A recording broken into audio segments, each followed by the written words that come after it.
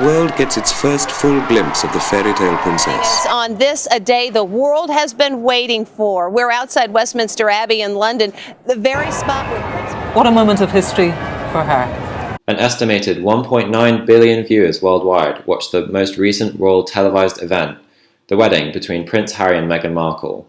These global events have shown to have the power to both unite and divide the nation. But hold up, let's not get ahead of ourselves. Let's rewind back to the 2nd of June 1953, before Harry and Meghan, Will and Kate, or even Princess Diana came to the scene.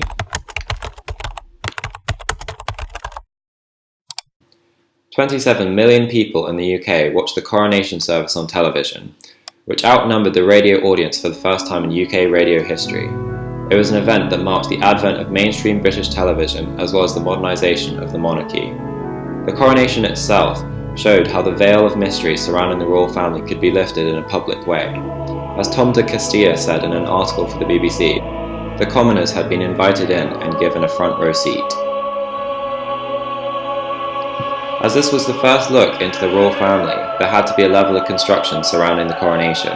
Certain appearances had to be maintained. For example, Lady Anne Glenconnor, one of the maids of honours, explains she and her peers were specifically chosen. We were chosen because we had good figures, we were the right height, and... Do you really think that's true? Of course it was. It was like a production, it was like making a film, you know what I mean? The coronation was a spectacle of pure opulence and extravagance, with aspects such as the dress and the crown jewels on display. The crown itself acts as a semiotic feature, representing power, the importance of the monarchy, wealth, and class. On the other hand, there are potentially more troubling connotations of imperialism, superiority, and the focus on an individual over the masses. So although the coronation aimed to generate a sense of nationalism and British pride, this unification is simultaneously contrasted with division. These issues highlight the still ever-present debate over the relevance and necessity of an inherited rather than an elected head of state. BBC coverage of the event included cameras installed inside Westminster Abbey, revealing it to the public as had never been seen before. The Queen gave her permission for this departure, against official advice, revealing the monarchy's willingness and ability to move with the times. The coronation was also the first major world event to be broadcast internationally on television. To make sure Canadians could see it on the same day, RAF Canberras flew BBC film recordings of the ceremony across the Atlantic Ocean. The interest in the royals still exists, as seen by the popularity of the Netflix show The Crown, based on the reign of Elizabeth II. Here is an extract from the show depicting the coronation.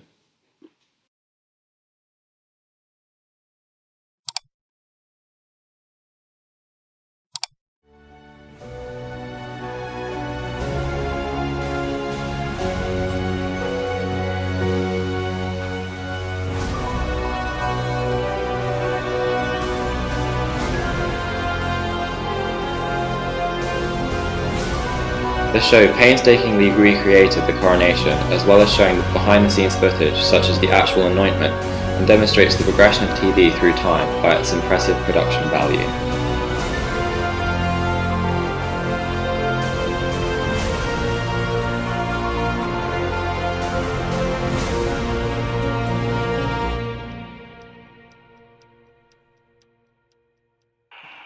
The coronation attracted huge crowds in person as well as live watchers. It showed how the nation could come together as one community, united by a single cause on a scale never seen before. In more recent times, we're more intimate with the monarchy than ever. Close-ups of the Queen were banned at the time, whereas now the royals make tabloid news frequently. One of the noticeable differences in the coronation compared to the more modern weddings is the diversity in terms of the people present at these events. The royals themselves are seen as celebrities. Harry and Meghan's wedding particularly has contributed to breaking down the racial barrier within the royal family as well as its public perception. The current position and legitimacy of the royal family is hotly contested. The announcement of Harry and Meghan stepping down from their positions as senior royals has marked a significant transition to an uncertain future. The number of TV licenses shot up from 763,000 in 1951 to 3.2 million in 1954. In the 2 months preceding the coronation, British viewers bought more sets than in any previous comparable period, with a total of 2.5 million TVs installed by the time of the coronation broadcast.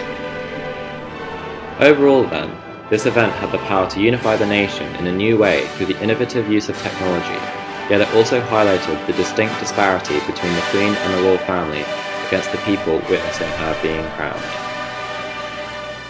Looking back to Elizabeth's coronation in the light of recent developments draws attention to the fact that it may have been the first and last coronation televised in British history. It remains, however, a touchstone and forever an important landmark in British television.